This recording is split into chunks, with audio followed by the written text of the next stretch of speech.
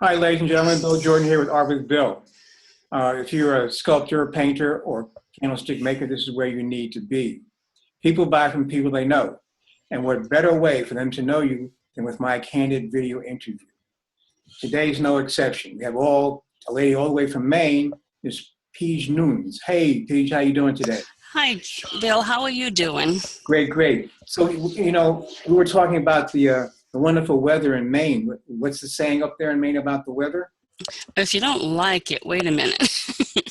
So what does that mean? It's always changing, right? It means that it's always changing. If you might want one thing and you might get another.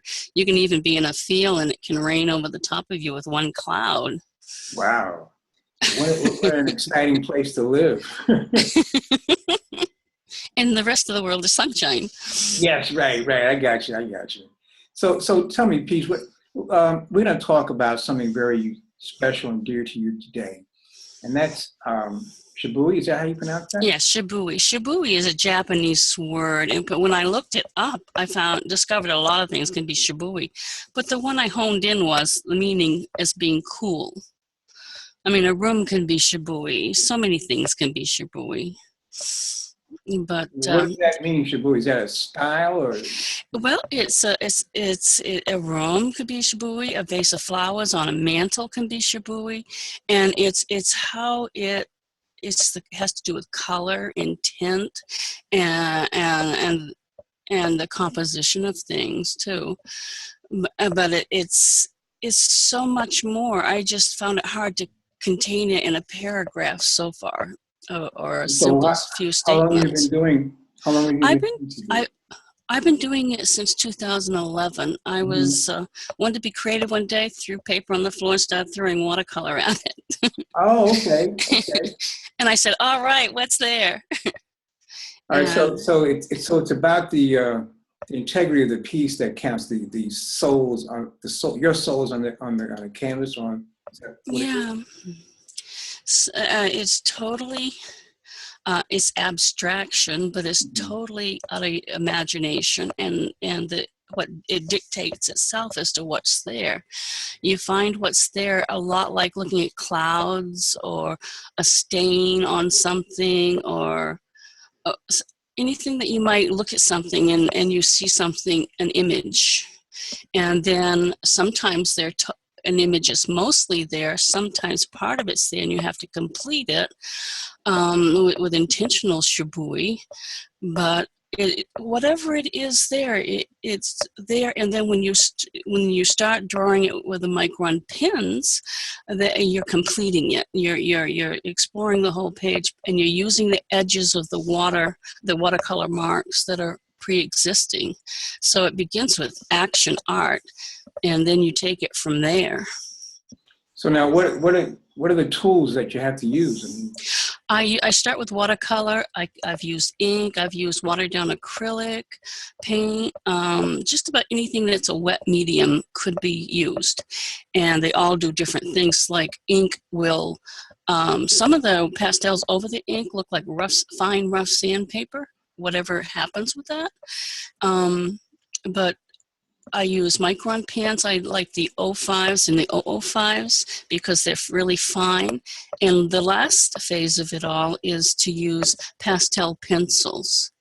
And I find I like a water brush to do intentional shibui, which means making a watermark that will help the overall picture. I mean, it might be something that looks like a flower, but it needs another petal. And then just one more darn petal or a stem or something if it's a floral. So that's when you have to do an intentional mark. So now is this, is this a Japanese style tradition? Not that I know of. It's something that totally came out of my mindset, although people often compare it to Japanese prints, and I think that has to do with the color and the fine, delicate work of the micron pens. Wait a minute. We have with us today, ladies and gentlemen, we have the progenitor of our art movement. Yes, yeah, yes, it's all in the approach, which is really, I mean, it's my brainchild. And when I went to school, I started my degree to get a master's in art therapy because I wanted to help a lot of people. And but I had a year of my psych classes to wrap up that degree, and I stopped there with a Bachelor of Fine Arts degree with concentrations in printmaking and drawing. And as I was in the back burner, how to help the world. And when I did this, I realized that anybody could do this. So I acquired students, and different ones did totally different stuff than what I was doing. One of my students did what looked like folk art. The other one totally blew my mind because she's an amazing artist. But what she found in the Shibui Foundation was just totally amazing to me, because it took it to a whole other level. But different people come up with different things, and it's like a base that you can build on and add to as well. You can do, I mean, let me ask you this. You wanted to help people. Now, how does Shibui help people? Oh, well, it's a whole project. The first project was to develop the Shibui, and then get it exhibited and make sales. The second phase is teaching classes to find out what other people can do it, introduce it. And the third phase of it was to have coffee table books and made. But in the middle phase there, I have target groups. I'm taking this to the Center for Grieving Children. I'm taking it to Barbara Bush Cancer Center and other places like this that would use therapeutic art. And then how have these places received you? That is where I'm at now, Bill, beginning to do that. Now that I have examples, I can show them, and I've taken and developed it in as many possible styles that I've thought of so far. Because well, now, let's get back to helping people now. Mm-hmm. If a person comes in and does your Shibui, I mean, how does that help them? How does that work? Well, for example, you take somebody that has Parkinson's, because I have a lady that's interested. It has to do with their motor skills. And in the process of doing, and she was an artist herself, and it allows her to get into a mindset, again, of using her hand, doing her art without worrying about how she's going to do it. She can take this, work with the edges, and it rebuilds her motor skills, for examples. But she's having fun, because no matter what you do, if you were just to take and follow the edges of the watercolor itself with the micron pen, and then you applied the pastel pencils, they're all beautiful. They look like they look like maps. Pejj, I'm sorry to interrupt, but let's not talk in the abstract. Let's get to an image. Oh, okay. This one here was a fun one, and if you saw it up close, you'll see this fine, intricate Jack Frost on the window pane, kind of salt work growing. So this was adding texture to the piece, and it's just really beautiful and very delicate. Yes, yes. What about this piece? Finding that they're always a surprise, because I never know what I'm going to find. The shape that you see there is how when I put the watercolor down and I blew it around on the page. Okay. That's what the limbs and stems are. That's where the little owls come from, and a lot of that is the marks of where the color ended or began. The little doodads that you see that are like are called design work, the ones with the loops in the where you're doing applying things that wrap around and whatnot. But the basic core there is the colors. I let the watercolors stand so that I'm not covering them totally with the pastels. Now, is this on a canvas? That is on Reeves BFK. I find I like that. It's printmaking paper, and I had tons of it from what Tom had been doing when he was doing printmaking, because he did editions of 50. So I Who's, have a whole box of paper to play with. who's Tom? Who's Tom? Tom is my husband. Okay, okay. He's an artist as well. Oh, really? Okay. What type of work does he do? Well, he's right now he's got the day job working on the turnpike, but he does printmaking, and he's got oils that he's done, and he's done some sculpture. Oh, the family that paints together stays together, right? We look like we live in a museum because we also collect other people's work. Wow.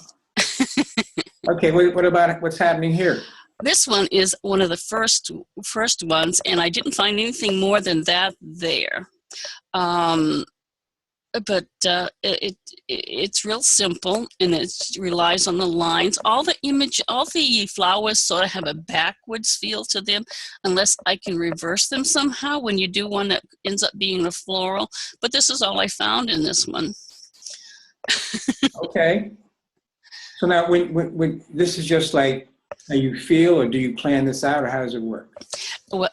Well, it's not, you cannot plan these because they're action art. You take what's there after you throw the paint on the page, and then you build from it. It's reverse engineering in a way, because all the things that you know about depth and dimension, perspective, all of that, you have to build in.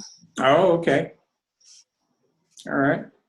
And you do, and this one is a good example of following the edges of and just finding what's there. And I think it was a 005, which is a real small pencil, and I just began coloring the edges in, and the blue that you see is the watercolor, and everything else was the edge. Okay. And then this is like, how long does something like this take? It can take a couple days. Oh, okay. Some are much longer. Oh, really? Okay. Especially the ones that are like full-blown paintings. Those are much longer. This is one I call a monoprint style, because I take a glass top table and I manipulate the paint on there, taking away, daubing, and playing with it. And then I put the print down and lift it off. And then I let it dry. And then I put another layer of coloring over it and blow it around and do things with it. Oh, okay. And so that's the action art part. And then I take the micron pen to it, and you can see the bits of color, like the yellow in there, and then there's the blue in there. Those are the pastel pencils. Wow, and this takes a couple of days, huh? Oh, yeah, it would take a couple of days by the time I'm done with the fine line drawing, what I call design work, with the black micron pen. Oh, that one turned out really interesting. That too has salt work on it. I'm trying to make I think it's done, but what I was trying to do, which doesn't show really well, is like clouds behind it. And all the little things, little itty bitty baby flowers are salt, and I think it might have been oatmeal. And then you let it dry. And then oatmeal, you say? Oatmeal.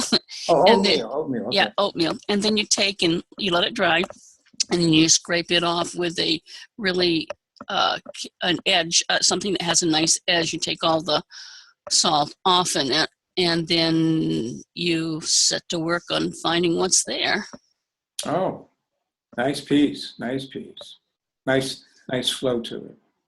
Yeah, I really like that, but that's what happened with that one. All right. That one, you can see it doesn't look like it's totally, I left some of it undone. But I liked it as it was, so I stopped there. How would you know it's undone? Well, you wouldn't. I'm seeing I didn't do all the edges and on purpose, because what that does is that allows that to tip a certain way. You wouldn't see an edge. Your line would be, it pushes it back. So now, what are your criteria? What type of rules or standards do you have, guidelines do you have to complete Shibui? Well, it's considering the viewing distance always when you're creating these, because the person that's going to travel through this in and out of it. Okay, how are they going to go in their little spaceships? What's going to be in the forefront? What do you need to recede back? Okay. And so you consider that how people are going to travel through it. And then you outline the things you want to be forward, So and then you can. how do we navigate us through this one here? How do we travel? Where do we start? Right side, left side, up, down? What do we do? Oh, well, smack in the middle. If you were to have be in your little spaceship, and then you had to go around this piece, you can see that you could imagine yourself taking and going around and through these things, and you're going past those.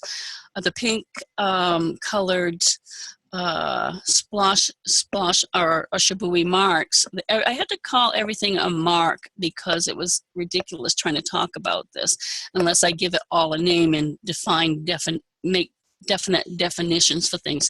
So the pink and the blue, all of it is a form of a mark, but it's not as a mark as we know what a mark is defined as. Okay. But those lacy things, ribbony-like things, if they were in outer space, you could travel in and out and through them. Oh, I see. Right. I see you. Right.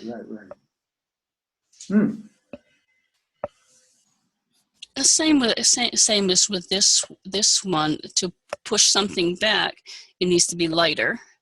To bring it forward, it needs to be darker, and they just tell you what to do with them.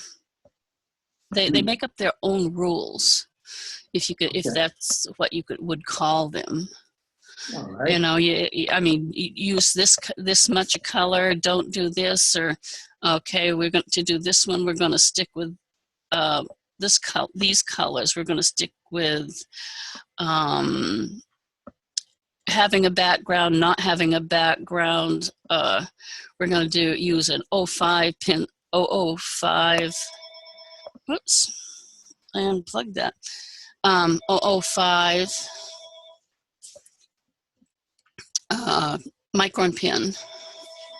All right. So it's like you have certain pens you use, certain brushes, certain materials like paints and inks and things like that. Yeah, and you can use ink.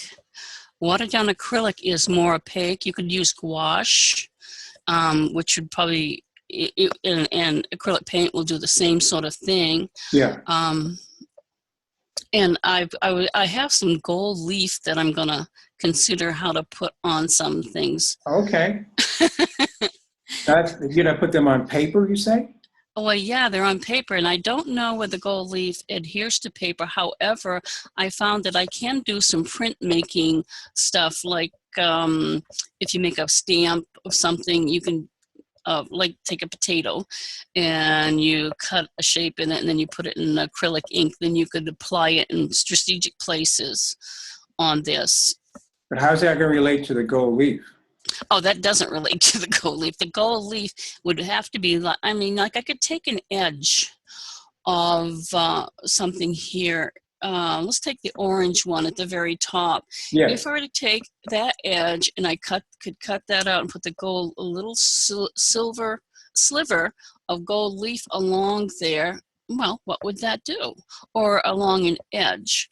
Or do I take and do gold paint, which I could control better? But in a lot, maybe it's to answer the questions for yourself and try it. Right, I got you. Nice piece, brother. Nice piece. Some of them go very delicate, very, very delicate. On this one, I had taken a cover and made the circles for the orbs. I have this fascination with orbs. And then I began doing things with it, make little worlds within those orbs, and little dainty flowers, because that was what was there. And everything you see, like the vine-like work that comes from the lower right, yeah, those were there, and those are drips. I took and put the watercolor on the page and dripped it let it drip across the page. Okay. And then I said, okay, which way up does this go? Which way will it work for me?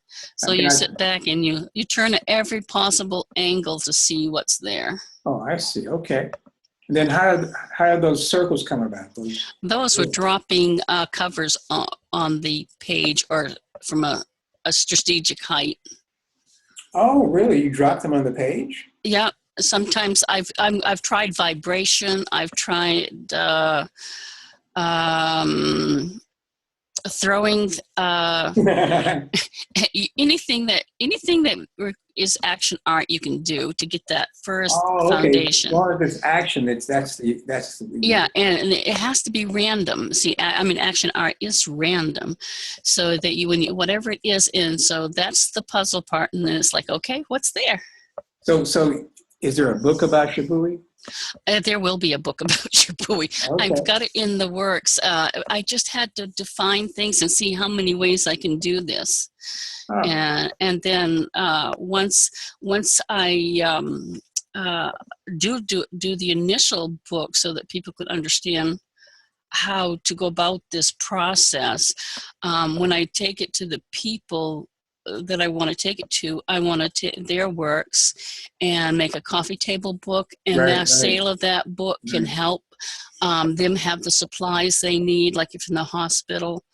And also if somebody has cancer, it'll be a wonderful gift left behind if they should die. I just see so many possibilities, other people having fun with this. And art is healing. Why do you say that?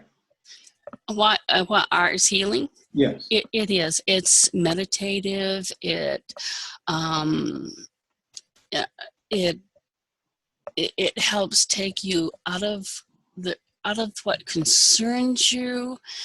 It makes you overall feel good, and when you have these feelings, then you're not focusing on yourself, and it gives the body a chance to heal. Oh, I see. Okay. Sound logic.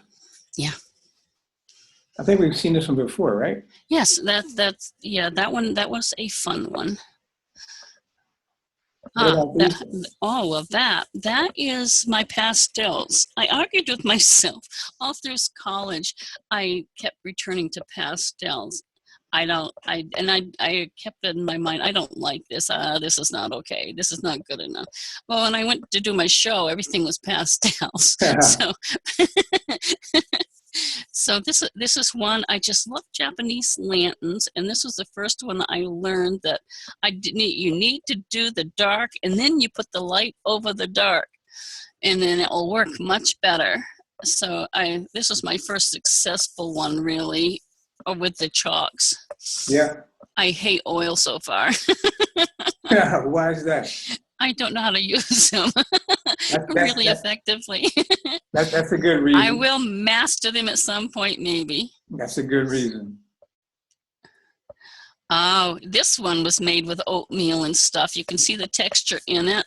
So the watercolor was laid down. How do you use the oatmeal? What do you mean? You throw it on there, or what do you do? Yep, I throw it on there while the watercolor is still wet. I throw the oatmeal, quinoa, anything that will absorb a degree. Why do you use oatmeal? Because it absorbs, and it leaves like a pock marks in texture on the watercolor. And then does the oatmeal stay there, or it falls off? I just leave it there. When it's totally dry, then I can scrape it off, and then I have texture. Oh, okay. And I have these wonderful little marks all over the page. And then after that, you go to the next level? Is that then it's to the next level of drawing what I see, what I find there, and then it's adding the color with pastel pencils. Oh, beautiful. Nice process. So this one here is a 3-step process? 4-step? Yeah, it's this one I call a floral shibui. That's a good example of one that people will say that looks like a Japanese print, or it has a Japanese quality to it. This one here, right? Yeah, like that. Yeah, it does. It has a Asian flavor to it. Yeah. I was advised by a publisher friend to hit the Asian market. I have no clue how to do that, but that's interesting. Well, I guess you could stand up. I guess you stand up and say, you know, you speak Asian, right?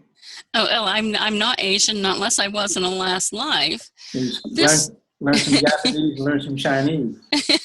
well, I know konnichiwa and mushi mushi and some Yes, things right, like that. right. All the basics, TV language words, right? Oh, it could be. They were from the foreign exchange student I lived with. They would have a conglomerate of people from everywhere come. Oh, She was 18, and here I am, this 32-year-old woman, but we're all thrown together in the room, you know, in the I'm forgetting what to call it, where I stayed in the dorms there. yes. And so that was a lot of fun because I met people from Turkey. El Pear was going to be an opera singer, and Tungay was from Holland, I think. So it was fun. A lot of nice people there. Yeah. This one was absolutely fun. I call it The Race is On. And all the watercolors you see is that's that, and you can see the ones that push further back, but the ones up front I've done the edges on. I added the yellow, and the other colors that you see are pastel pencils, but the design work is what you do with the lines and the to make things look fluid and look like what they do, swirlies and Okay. but the outlines of things are there. I'm using what's there. I see. So you're just building on what you see there, the structure. Yeah. Yes, structure.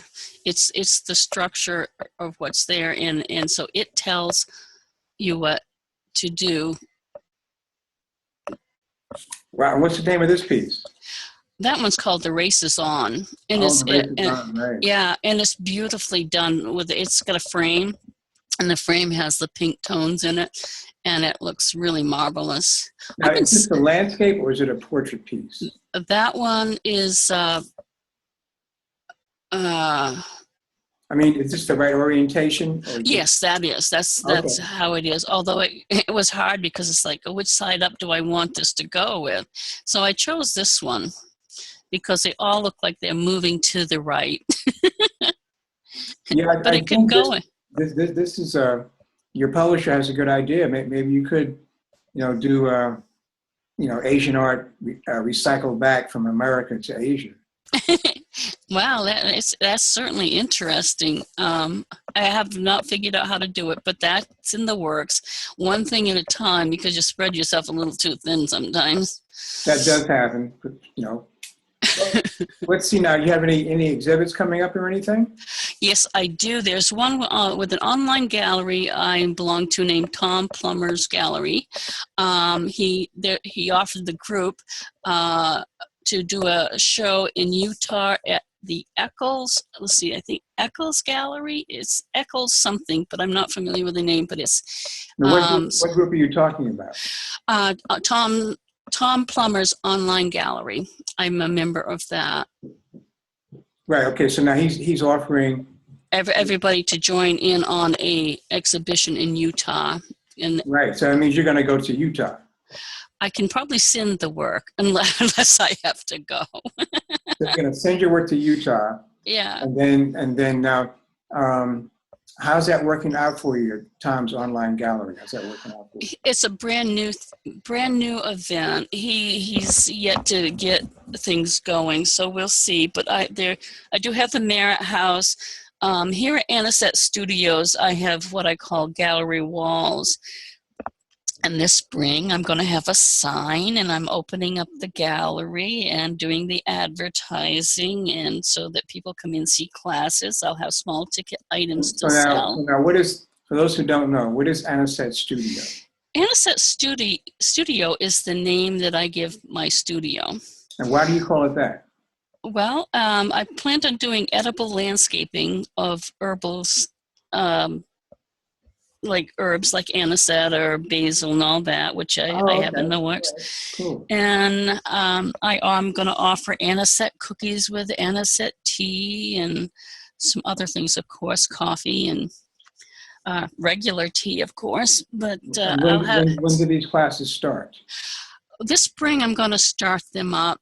I'm going to do the advertising and brochures and get everything I need to, and introductory letters. What does it cost if I want to come up and take the workshop? Well, it ends up being, last time I looked for a kit, I think it was around $180 to put a basic kit together. Or if somebody already has supplies, then a list of what they need is available. So no, I'm saying you're teaching classes, right? Mm-hmm. Yeah. Well, then what's the fee? Oh, I think it was, 300 and something for 6 weeks or something. It was, I think, I don't remember that price range that I came up with, but it was, okay. I inquired about it, and that's what other people were doing for a 6-week, 3-hour class with a break in the middle for 6 weeks. Oh, that sounds very reasonable. So it's like, yes. Okay. And I work to have the studio like it needs to be. I have one big drafting table, one kitchen table, and about 5 drawing tables in there. Oh, great. And chairs. Now, how can people get in contact with you? Well, through my website at anisettestudios.com. There's a phone number there. I have a blog now I'm learning to use. Okay. And then that's anisettestudios.com? Yep. Anisette Studios with an S on the studios. Okay. And then is the Anisette Studios, is that on Facebook? .com. Yes. Well, I have a Facebook page, but it's not the Anisette site. How can people reach you on Facebook? Or they can message me, and they'll find me there as Pejj Nunes. Okay, so they look for Pejj. Now that's a very interesting name. Is that your name, Pejj? What's up with that? Well, my real name is Pamela Jean, but my Malaysian roommate slid my PJ together. I'd been called PJ since 3rd grade, and she slid it together and was "Hey Pejj" all the time. I liked it, so I kept it. Right. Okay. So that explains how you have that Asian flavor, right? You seem to be. Yeah. Oh, well, she was interesting to live with. I learned how to use chopsticks. Okay. That's a good thing. You put the bowl under your chin and then you use them. Yeah. Right. So you don't drop anything, right? Exactly. Right. That's like a sign of poor manners if you drop it. You have to. Well, we didn't have silverware for a little while there. Why is that?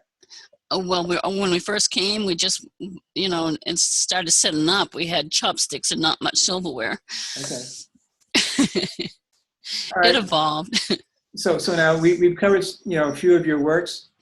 We're telling people what you pioneered and what you're going to be doing soon. Is there anything else you'd like to share?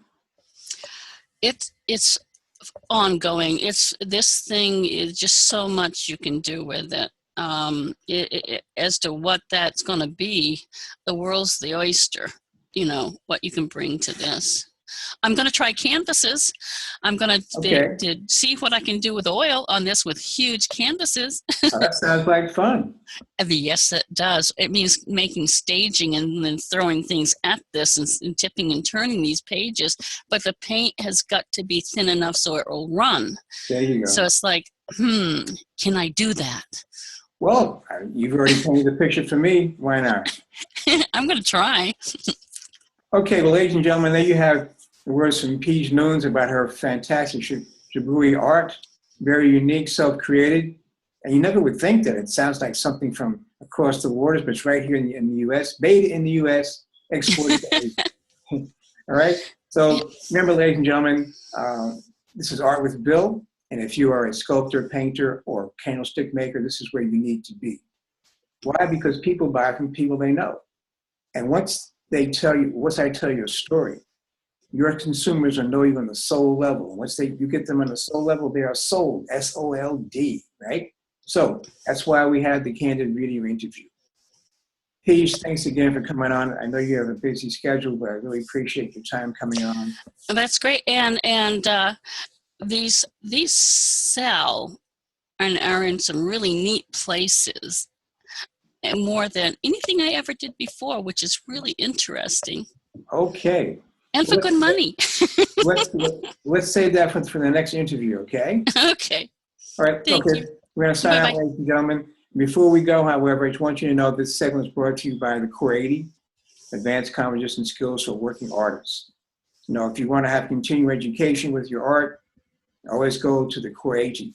As Da Vinci said, 80% of his work was composition. Only 20% was painting. So that's Core 80. That's core80.com, Advanced Composition Skills for Working Artists. With that, ladies and gentlemen, peace out. All righty. Have a good day, Bill. Oh, okay. Were you going to work now? Yeah, yesterday was social media. Today's got to be in the studio. I got to get away from the computer.